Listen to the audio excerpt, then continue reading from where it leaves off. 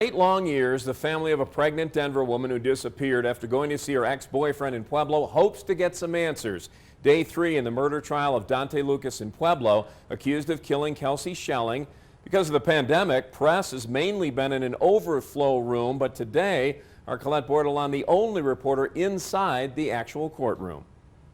I sat behind Schelling's family and near some of her friends and socially distant benches. Lucas wore an all-black suit, and he stands at around a head taller than anyone else on his defense team. One witness, when she took the stand, says he was looking down as she identified him. Today, a big day in court for the prosecution as they began laying out their cell phone tower evidence. They had an expert on the topic with over 20 years experience in the FBI take the stand to go over these cell phone records. Basically, cell phone towers can show a general area where a phone is. And in 2013, they only got these pings when calling or texting. These records can be used to either show where a phone could be or to rule out certain areas. They looked at this evidence from February 4th to the 8th, showing Schelling and Lucas's phones interacted a lot during that time, overlapping in the same areas for much of it. Their phones did not leave Pueblo.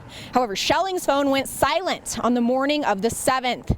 CBI agent Kevin Torres took the stand next. He's the investigator who claimed in 2018 that Lucas strangled Schelling. But instead of asking him about that, the prosecution had him read a series of texts the two exchanged. They were from the day before Schelling disappeared.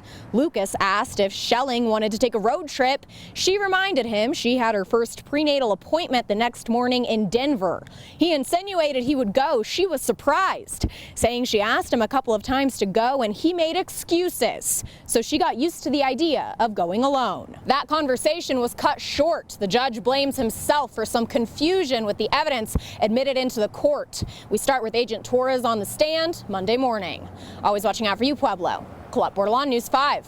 Colette, thanks for the update. Now, if testimony moves quickly enough on Monday, Colette says that Schelling's father and brother will also be called at the stand.